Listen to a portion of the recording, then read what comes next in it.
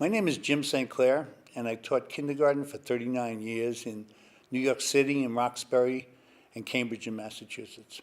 I retired in 2013, and since then I've spent a lot of time in kindergarten classrooms. I've seen a lot of changes, not all of them for the better.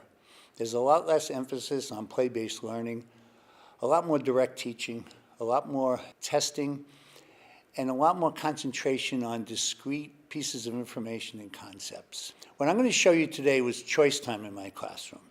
This wasn't specific to my classroom. Back in the day, a lot of kindergarten classrooms looked like this. During choice time, children get to follow their own interests. They got to ask their own questions, plan activities with other kids, and actually make proposals, try things out, making hypotheses, testing them. They did a lot of planning. What are we going to build in the block corner?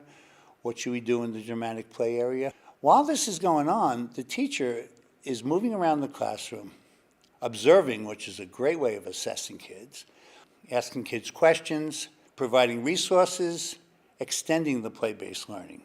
Brain research tells us that this kind of active play-based learning is crucial to young children.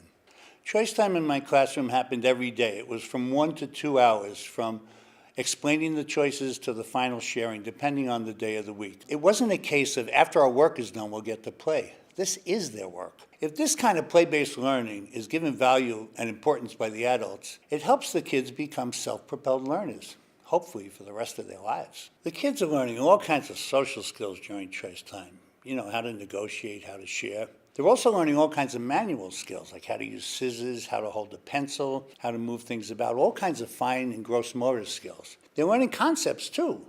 Balance in the block corner, the flow of water that you saw in the water table. These are all important. Kids are working on their numeracy as they count items, they compare and they estimate. They're working on pre-reading skills when they make a sign for the block corner or a menu for the play restaurant. Finally, at the end of choice time, when they're recording their activities, they're using illustrations and their phonetic writing to express what they did, and they're going to share that with other kids. Sounds like the skills that will be needed for the jobs of the future to me. There were other areas in the classroom as well that we didn't see. There was a collage area, a small library, a table with math manipulatives and math games, a little peace corner for working out problems. We didn't do choice time all day. There were time for read-alouds, choral reading from big books, songs, individual and group writing, science, recess. There are a lot of byproducts, too, to having a sufficient amount of play-based learning. Kids buy into it. They feel involved and valued. Teachers have complained a lot to me about an increase in behavior problems. Well, the kids' needs aren't being met. They're not having fun. And if you can't have fun in kindergarten, we're in trouble.